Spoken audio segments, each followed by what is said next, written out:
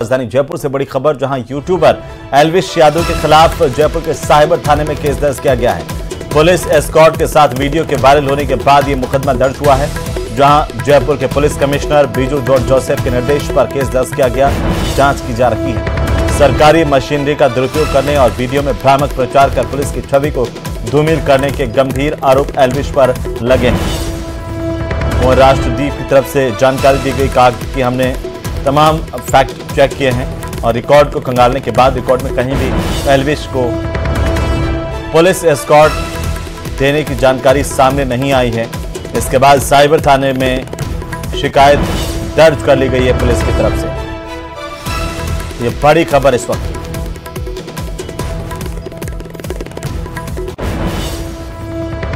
बात भी बढ़िया होती है हमारी है भाई, होंगे 10-15 थाने तो होंगे।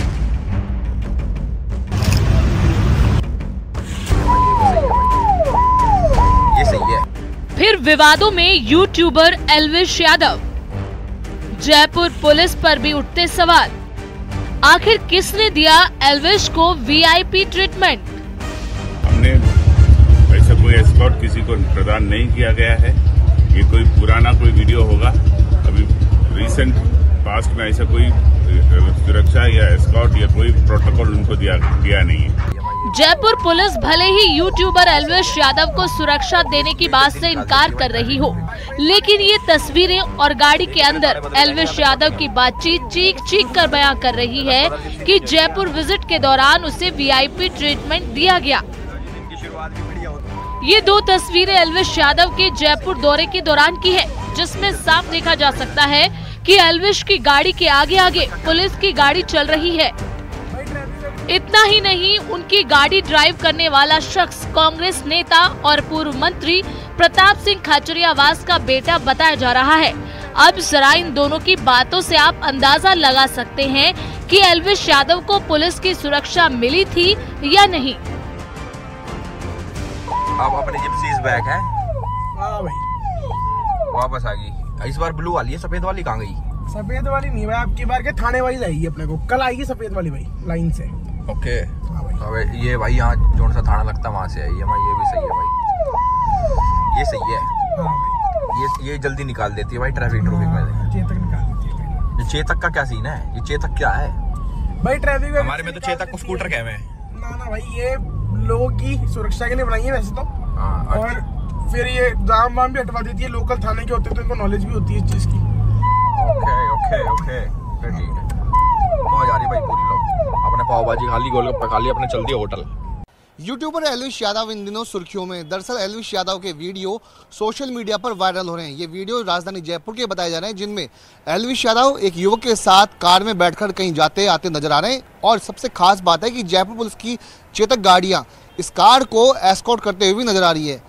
एल्विश के साथ मौजूद युवक खुद को जहां पर एक और कैबिनेट मंत्री का बेटा बता रहा है, वहीं पर एल्विश यादव के साथ साथ बातचीत में कहा गया है कि आने वाले दिनों में या जयपुर की सड़कों पर घूमते वक्त उन्हें एस्कॉर्ट के लिए और भी थानों की चेतक गाड़ियां मिलेगी, साथ में और वीआईपी ट्रीटमेंट भी मिलेंगे। एल्विश यादव तस्वीरों में साफ तौर पर पुलिस एस्कॉर्ट के बीच शहर में घूमते नजर आ रहे हैं। इतना ही नहीं, इस वीडियो को उन्होंने खुद ही अपने अकाउंट पर शेयर किया है। दरअसल एल्विश यादव सांभर में अपने नए गाने की शूटिंग के लिए जयपुर गए थे। इस दौरान एल्विश ने ब्लॉग वीडियो शूट किए। अब जरा इस वीडियो में कृष्णवर्धन सिंह से उनकी बातचीत को सुनिए। तो ये दिन की शुरुआत भी बढ़िया होती है हमारी है। अभी हम चल दिए सांभर लेक, तो यहाँ से ये है 2 घंटा दूर समथिंग। मैं कह रहा हूँ जो ये वाली गाड़ी है कि कौन से इलाके तक साथ आएगी? तो थाने वाइज थाने चेंज होगी, फिर वो आएगी परमानेंट वाली, वो आएगी लाइन से। वो आई रही है, बस रास्ते नहीं है। थाने वाइज थाने चेंज होती रहेगी ना गाड़ी। तो ये कितने थाने बदले जाएंगे जहाँ तक पहुँचेंगे हम? भाई होंगे 10-15 थाने तो होंगे। 10-15 जिप्सी चेंज होंगी क्या? हाँ। चलो भाई 10-15 थाने। एल्विश यादव के ब्लॉग में पुलिस का उसकी गाड़ी को एस्कॉर्ट करना कई सवाल खड़े कर रहा है। पुलिस हालांकि एस्कॉर्ट भेजने से इनकार कर रही है, लेकिन ब्लॉग वाले वीडियो में कांग्रेस के पूर्व कैबिनेट मंत्री का बेटा बाकायदा पुलिस सुरक्षा के बारे में जानकारी देता हुआ सुनाई पड़ रहा है। लेकिन इस पूरे वाकये के बाद में, इस वीडियो को सामने आने के बाद जयपुर पुलिस के अधिकारियों ने इस बात से पल्ला झाड़ लिया है कि वे एल्विश यादव को नहीं जानते, या इस बात से भी इनकार कर दिया है कि एल्विश यादव की गाड़ी को एस्कॉर्ट सुविधा प्रदान की गई है। इस पूरे मामले में वीडियो सामने आने के बाद सोशल मीडिया पर भी कमेंट किए जा रहे हैं। और इसी बीच जोधपुर से बड़ी खबर मिल रही है, जहां पर अवैध बजरी का खनन के खिलाफ कार्रवाई हुई है। अवैध बजरी परिवहन करते हुए 4 डंपर यहां पर जब्त किए गए हैं। डंपर चालक और मालिक समेत 3 आरोपियों की गिरफ्तारी भी हुई है। एक क्रेटा कार और 1,40,000 रुपए भी जब्त हुए हैं। पेटकासनी निवासी आरोपी अजय, डोली निवासी मनोहर और गुड़ा विशोनियान निवासी 30 साल के अनिल की गिरफ्तारी हुई है। विवेक विहार थानाधिकारी दिलीप खदाव ने इस बात की जानकारी दी है। जोधपुर से बड़ी खबर मिल रही है, अवैध बजरी खनन के खिलाफ पुलिस ने बड़ा एक्शन लिया है। पुलिस की तरफ से 3 आरोपियों की गिरफ्तारी की गई है, उनसे पूछताछ जारी है।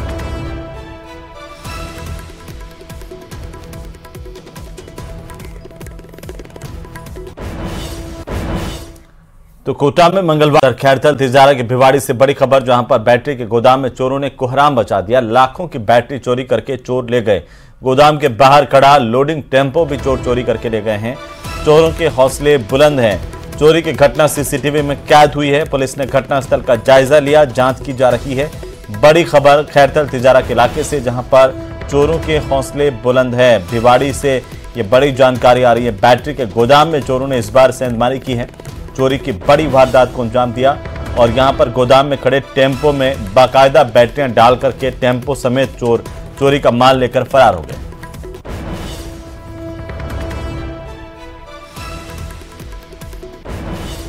तो सरकार के इनकार के बावजूद एसआई भर्ती परीक्षा पर बनी दुविधा खत्म होने का नाम नहीं ले रही है। अभ्यर्थी अभी भी परीक्षा रद्द होने की आस लगाए बैठे हैं। इस उम्मीद का आधार है हाईकोर्ट। आज हुई सुनवाई में हाईकोर्ट ने आरपीएससी को फटकार लगाई। रिपोर्ट देखिए।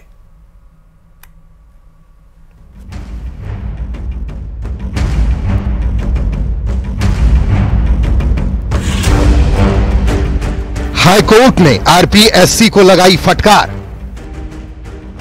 एफआईआर दर्ज करने से क्यों किया इनकार? सरकार की तमाम कोशिशों के बावजूद आरपीएससी की साख बहाल नहीं हो पा रही।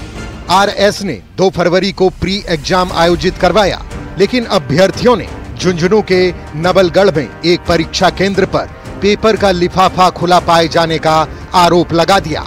आरोप की हवा निकालने के लिए आरपीएससी ने परीक्षा के 5 घंटे बाद आंसर की जारी कर दी। उस बखेड़े से अभी पीछा छूटा भी नहीं था कि मंगलवार को एसआई भर्ती मामले में हाईकोर्ट ने आरपीएससी को फटकार लगा दी। कोर्ट ने एसओजी से पूछा कि क्या आरपीएससी ने कोई एफआईआर करवाई। एसओजी के एडीजी का जवाब, एफआईआर नहीं करवाई। कोर्ट ने आरपीएससी चेयरमैन से पूछा, आपके 2 मेंबर संलिप्त, तब एफआईआर क्यों नहीं कराई? आपके सदस्य आपराधिक गतिविधि में शामिल हैं, ऐसे में आपको एफआईआर करानी थी। एसओजी के एडीजी ने कोर्ट से कहा, सीनियर टीचर भर्ती परीक्षा का पेपर भी लीक हुआ। कोर्ट ने आरपीएससी के चेयरमैन से पूछा, क्या आपने इस मामले में एफआईआर दर्ज कराई? आरपीएससी चेयरमैन ने कोर्ट से कहा, मामले में भी एफआईआर नहीं कराई। कोर्ट ने कहा, क्या यह संस्था गूंगी बहरी हो चुकी है? क्या इनका कोई धनी धोरी भी है? कोर्ट ने कहा, आरपीएससी की ड्यूटी नहीं बनती कि पेपर लीक होने पर एफआईआर कराए। कोर्ट ने एसओजी के एडीजी से पूछा, क्या आरपीएससी के चेयरमैन संजय क्षोत्रिय को आरोपी बनाया? एसओजी के एडीजी वीके सिंह का जवाब, नहीं। कोर्ट ने एसओजी से पूछा, क्या आपने उन्हें क्लीन चिट दी? कि ये रिपोर्ट जो है एसआईटी की, ये किसके निर्देश पर बनाई गई, किस अथॉरिटी से बनाई गई? तो इसका जवाब उनकी तरफ से ये दिया गया कि ये उन्होंने अपनी खुद की मर्जी से बनाई है। और हमारी तरफ से ये हमने प्रिलिमिनरी ऑब्जेक्शन रेज किया कोर्ट में कि याचिकाकर्ताओं के पास अभी कोई कॉज ऑफ एक्शन नहीं है, ऐसा कोई आदेश नहीं है राज्य सरकार के द्वारा पारित किया गया जिसको वो चुनौती दे रहे हों। अभी मैटर अंडर इन्वेस्टिगेशन है, अंडर कंसिडरेशन है और इसलिए ये प्रीमेच्योर है। ये राज्य सरकार की ओर से भी कहा गया और हम जो सिलेक्टेड कैंडिडेट की तरफ से रिप्रेजेंट कर रहे हैं उनकी तरफ से भी कोर्ट को प्रिलिमिनरी ऑब्जेक्शन हमने रेज किया। न्यायालय के सामने एसआई भर्ती पर सुनवाई थी, वीके सिंह साहब भी उपस्थित हुए थे। उनके द्वारा पूरा लेखा जोखा जो अब तक हुआ है एसआई भर्ती में कोर्ट के सामने रखा गया। उन्होंने स्पष्ट रूप से कहा कि पेपर 35 दिन पहले ही लीक हो गया था, इसका बड़े लेवल पे सर्कुलेशन हुआ। इसके अलावा जो पेपर लीक गैंग है, जो जगदीश बिश्नोई गैंग है और जो कालेर गैंग है, उनके द्वारा भी तीनों पारियों का पेपर 13, 14 और 15 का सितंबर का लीक हुआ। बड़े स्तर पे मोबाइल डिवाइसेज से ये पूरे राजस्थान के विभिन्न इलाकों में भेजा गया और एवं साइट हैंडलर्स के द्वारा यह पेपर अभ्यर्थियों को पढ़ाया गया। वीके सिंह जी के बताने के पश्चात कोर्ट की आरपीएससी और सरकार पर यह टिप्पणी थी कि क्या सरकार और आरपीएससी गूंगी या बहरी है। कोर्ट ने आरपीएससी में सदस्यों के चयन पर भी सवाल खड़े किए हैं। मामले की अगली सुनवाई 12 फरवरी को होगी। आपको बताते चलें कि एसओजी, पुलिस मुख्यालय, एजी और कैबिनेट सब कमेटी भर्ती रद्द करने की सिफारिश कर चुके हैं, जबकि ट्रेनिंग ले रहे सब इंस्पेक्टर्स इस नौकरी के लिए दूसरी सरकारी नौकरी छोड़ने की दलील दे रहे हैं। गौरतलब है कि सब इंस्पेक्टर भर्ती 2021 परीक्षा का पेपर लीक हो गया था। एसओजी की जांच में कई डमी कैंडिडेट बैठाने का मामला सामने आया था। फिलहाल करीब 50 ट्रेनी एसआई को एसओजी अरेस्ट कर चुकी है, जिनमें से 25 को हाई कोर्ट से जमानत मिल गई थी। Bureau report, news 18 Rajasthan. और चलिए इसी बीच राजधानी जयपुर से बड़ी खबर मिल रही है। राजस्थान कर्मचारी चयन बोर्ड से जुड़ी इस वक्त की सबसे बड़ी खबर। चयन बोर्ड की परीक्षाओं में डमी कैंडिडेट्स पर अब अंकुश लगेगा। बोर्ड परीक्षाओं के बायोमेट्रिक संबंधित विभागों को दिया जाएगा। परीक्षा केंद्रों से फेस स्कैन डेटा शेयर किया जाएगा।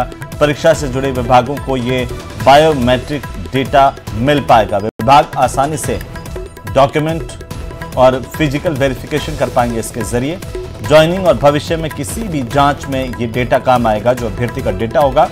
बोर्ड अध्यक्ष मेजर जनरल आलोक राज ने ये जानकारी दी है। बड़ी जानकारी है इस वक्त की।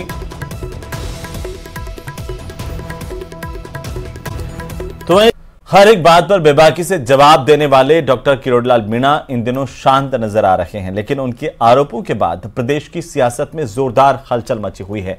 आलम यह है कि वे भले ही कुछ ना बोलें, लेकिन उनके पक्ष में बोलने वालों की फहरिस्त लंबी हो गई है। बीजेपी के नोटिस के बाद डॉक्टर किरोड़ी ने तो सार्वजनिक तौर पर कोई बयान नहीं दिया, लेकिन विपक्ष को सरकार को घेरने का मौका मिल गया।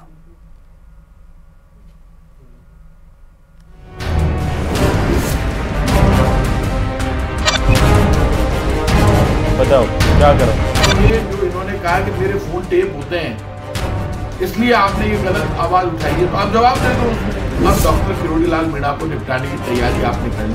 निजी जो लाइफ है उसके अंदर ताक-झांक करने का अधिकार किसी को नहीं होता, चाहे वो मुख्यमंत्री हो चाहे प्रधानमंत्री हो। का अंदरूनी मामला है, इसको मीडिया ट्रायल नहीं करते।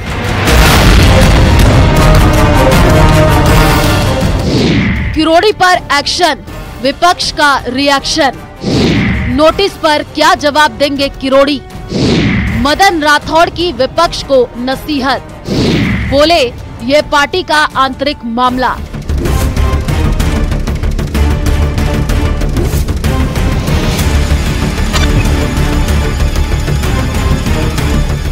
किरोड़ीलाल मीणा प्रदेश की राजनीति में एक ऐसा नाम जो मुखर होकर अपनी हर एक बात रखता है, जिनको सत्ता पक्ष या विपक्ष के होने से कोई फर्क नहीं पड़ता।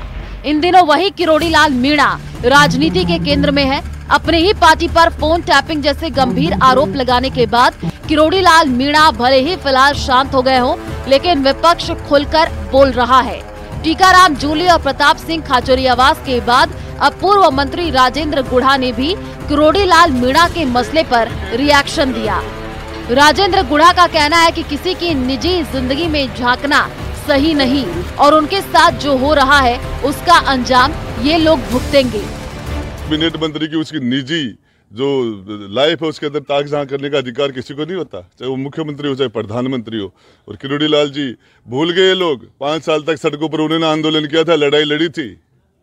और बाबा ने जो किया था सड़क के ऊपर एक ही आदमी लड़ा था 5 साल में सरकार के खिलाफ। जिस लेवल का मैं बताना चाह रहा हूँ, जिस लेवल पर किरोड़ी बाबा ने जो स्ट्रगल किया और आज उसके साथ जो कर रहे हैं भुगतेंगे ये। किरोड़ी लाल के आरोपों पर विधानसभा में भी विपक्ष ने जोरदार हंगामा किया था। सदन से लेकर सड़क विरोध प्रदर्शन किया गया। अब बीजेपी प्रदेश अध्यक्ष मदन राठौड़ ने विपक्ष को नसीहत दी है कि ये पार्टी का आंतरिक मसला है और उसे पार्टी स्तर पर ही सुलझा लिया जाए। पार्टी का अंदरूनी मामला है, इसको मीडिया ट्रायल नहीं करते। पार्टी में एक व्यवस्था है और उचित समय पर और नेतृत्व सही निर्णय करेगा। दरअसल पार्टी ने किरोड़ी लाल मीणा के फोन टैपिंग के आरोप को अनुशासनहीनता मानते हुए कारण बताओ नोटिस जारी किया था, जिसका जवाब उन्हें 3 दिन के अंदर देना था।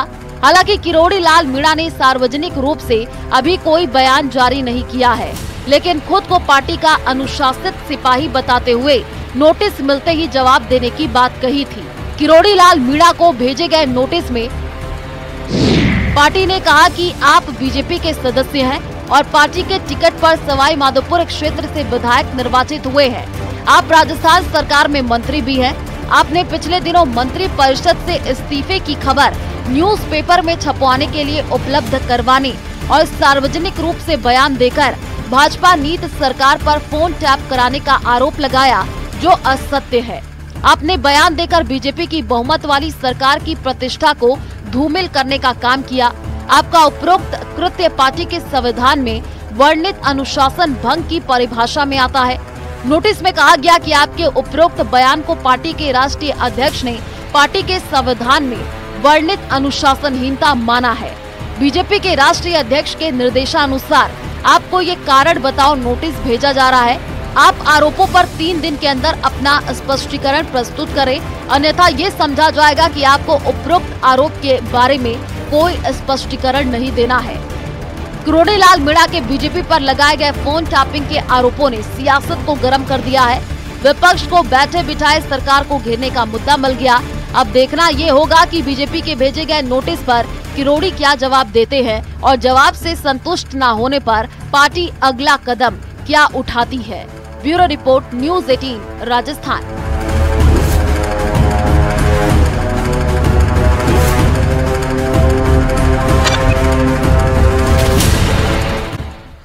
तो राजस्थान बीजेपी में इन दिनों संगठन के चुनाव को लेकर अंदर खाने जमकर खींचतान हो रही है। बीजेपी में संगठन की दृष्टि से पूरे प्रदेश में 44 जिले हैं, लेकिन इनमें से अभी तक 27 जिलों में ही जिलाध्यक्षों की घोषणा हो पाई है। इसके बावजूद ऑल इज वेल का दावा हो रहा है। रिपोर्ट देखिए।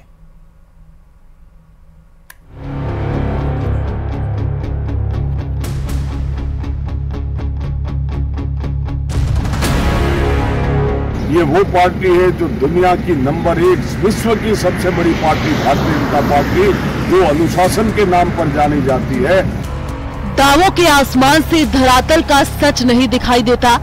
बीजेपी भले ही संगठनात्मक दृष्टि से एकजुट होकर काम करने का दावा करती हो, लेकिन वास्तविकता अलग है।